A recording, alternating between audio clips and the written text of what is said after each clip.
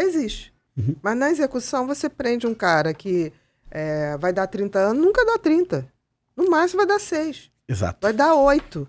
Aí aquilo, se tiver bom comportamento. Ele volta pra rua. Ele volta. Agora, o que eu digo assim, quando a gente vai falar de bandidos, eu acho que a gente tem uma grande diferença. O que é o bandido psicopata, o que é o bandido não psicopata.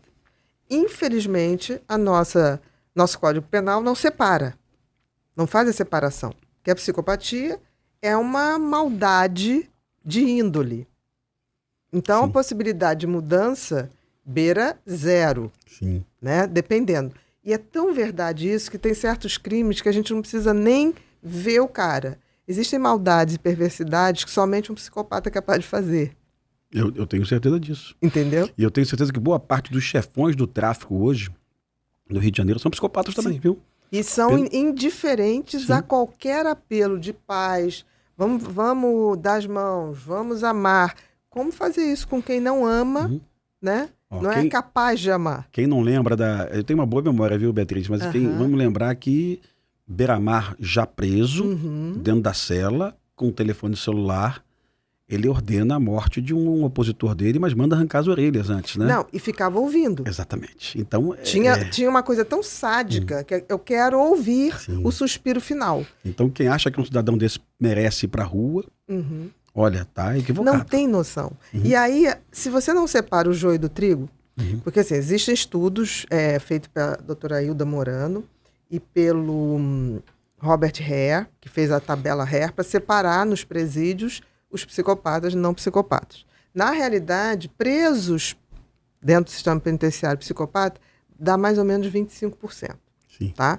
Só que tem que esses 25% vão usar os 75% que são recuperáveis como soldadinho. Nossa. Você se lembra aquelas rebeliões que tinha uma época que pendurava o preso como se fosse um frango, né?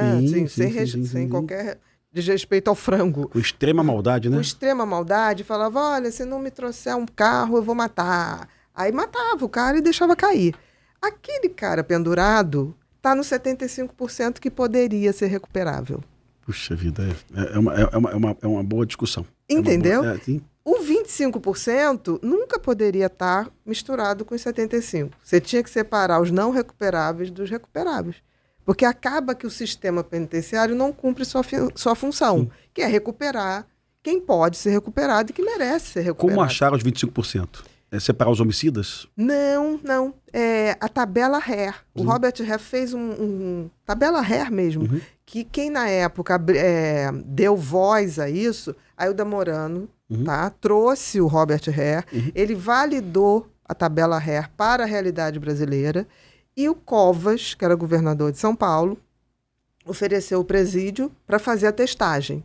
Então, você faz uma testagem complexa, que tem que ser preparado, psicólogos preparados, e dizem exatamente, essa pessoa é psicopata, dentro do sistema. Beatriz, eu não estou falando mais da realidade atual, vou falar de uma coisa de 3 décadas, tá? Então, se alguém estiver me ouvindo, isso não acontece mais, tá? Espero que não aconteça mais. Eu visitei uma cadeia pública em Florianópolis. Há muito tempo, na década de 90.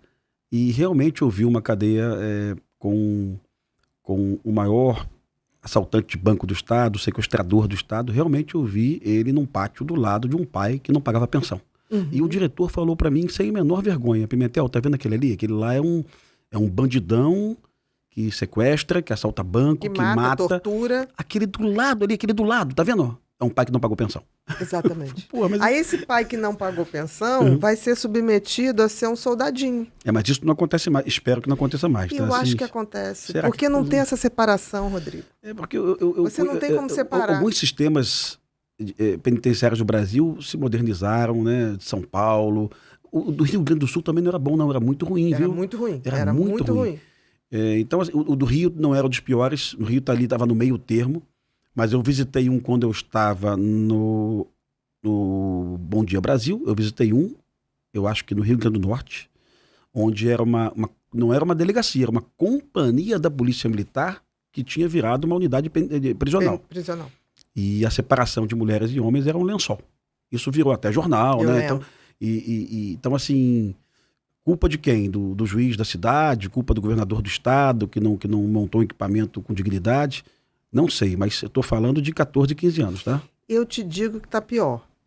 Isso é assustador, viu? Por quê? Separou o joio do trigo? Se não separar, não tem como. E sabe qual é uma das justificativas? Se você pega todo psicopata e joga no sistema penitenciário entre eles se matam entre si. Eles são tão antissociais Que eles vão se matar. que eles vão, porque o que é um psicopata? Ele quer poder, status, né?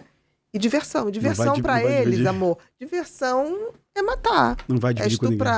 Eles ali, eles vão se matar para reinar. Por esse motivo que a gente vê essas supermax americanas, elas são separadinhas. Exatamente. Por segurança dos psicopatas, você expõe os outros 75% recuperáveis a isso.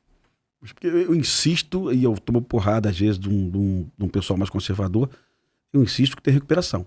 Não vou falar o nome do colega, porque 75%. Ele vai estar nos vendo aqui, ele é nosso colega mesmo. Ele trabalhou no Tropa de Elite 1 e ele era bandido do Comando Vermelho, ficou 6 anos preso, foi preso com fuzil na Avenida Brasil, não teve oportunidade de atravessar para o sistema, cumpriu toda a pena em delegacia, isso também não acontece mais, né? Delegacia, você não tomava banho de sol, você não tinha visita íntima, e se entrasse um preso com uma doença de pele, na segunda, na terça-feira todo mundo tinha doença de pele. Né? Exatamente. Na delegacia tinha motim eventualmente, Beatriz, e o preso do motim pedia só uma coisa, que o caminhão do bombeiro jogasse água.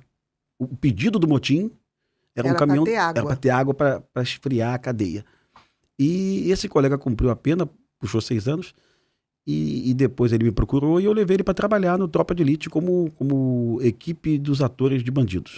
Ele tinha o palavreado certo, ele sabia organizar, eu precisava. O Zé Padilha gostou muito dele, um jovem muito talentoso, depois montou uma banda e 100% recuperado. E detalhe, virou conservador depois. Abominava maconha depois, abominava bandido, né? Me contava... E se curou mesmo, né? Mesmo, assim.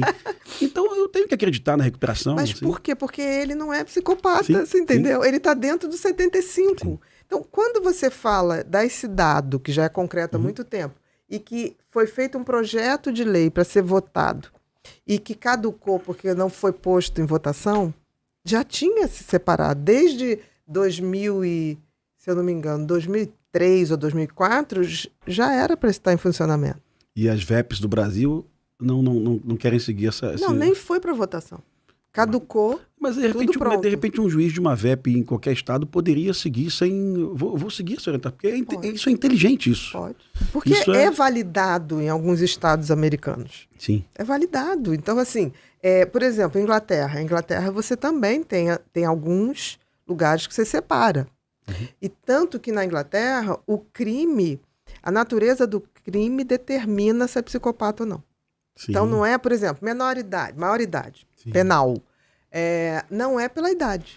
Eu lembro daquele fato dos meninos na Inglaterra que mataram o menino, né? Isso. E aí o que aconteceu? Na linha férrea, não foi isso? Na linha férrea. Eles pegaram, na época tinha um, acho que era 8 anos, o outro 11, e eles pegaram um bebê de uma mãe que estava numa sorveteria, com um filhinho de 4 anos, pediu para o filhinho de 4 anos tomar conta que ela ia pegar o sorvete. Eles viram que o garoto estava ali dando mole, pegaram o bebê de 8 meses, levaram para uma estação, botaram e deixaram o trem passar por cima do bebê de 8 meses. Que maldade. E aí, quando o juiz foi atendê-los, né, falou, por que vocês fizeram isso? Eles foram unânimes. A gente tinha curiosidade como é que era um bebê explodindo. A morbidez e a indiferença é nesse nível. Isso é Inglaterra, tá, gente? Se fosse no Brasil, pelo ECA, eles não cumpririam sequer medida socioeducativa. Não. Nada. Com eles no Brasil não aconteceria nada, mas aí nada. O que o juiz falou? Primeiro, vocês têm consciência que vocês mataram? Temos. Por quê? Tá, por isso. E aí o juiz colocou que não interessava a idade, mas a natureza perversa do crime. Sim. E eles tinham consciência do que tinham. Ou seja, a Inglaterra tem ferramenta para retirar do convívio jovens e o Brasil não tem essa ferramenta até hoje. Na Austrália também funciona mais ou menos assim, e alguns estados nos Estados Unidos, não todos, né? Então, assim, já é uma realidade. Mas no Brasil, eu acho que tem um grande medo, Porque logo depois que o Robert Hare fez esse questionário, especificamente para o sistema penitenciário, ele é aprovado para o sistema penitenciário. Um outro autor, o Babiak, começou a fazer para as corporações. Nossa, aí descobri que os chefes eram tudo psicopata. E aí a coisa parou, porque eu acho que pensou assim, vão aprovar esse, que é o sistema penitenciário, mas depois vão ter que apostar nas corporações. Daqui a pouco é avançar para a política. Exatamente. E a gente achar político... E a Constituição, nossa, é muito interessante, né? Você não é obrigado a produzir prova contra você. Sim, então, a mentira no Brasil é legalmente. Faz sentido. Aceita.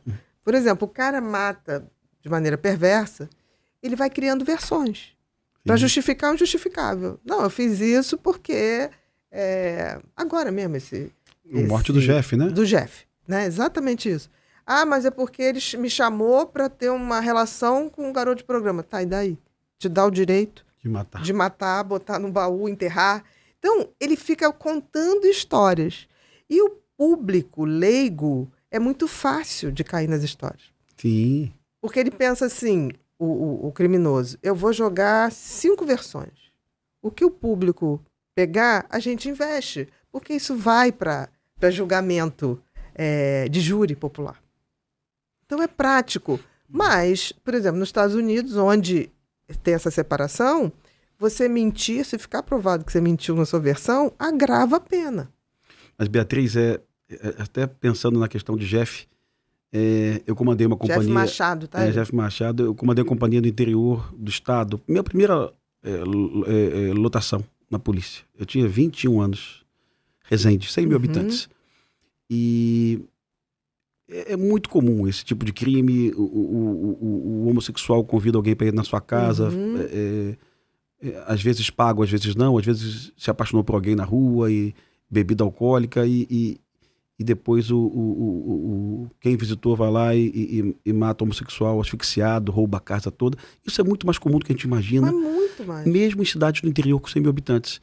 E eu acompanhei um júri desse. Uma experiência horrível. Porque...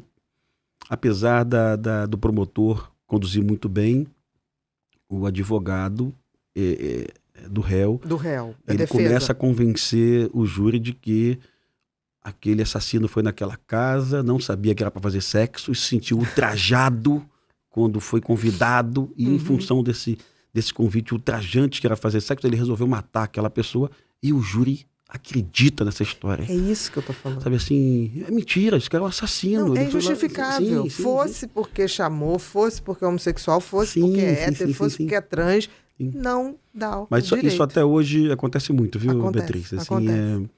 O que tentaram fazer? A defesa do Bruno, né, que supostamente matou, tudo leva a crer, o Jeff Machado, também está indo por esse lado. Sim.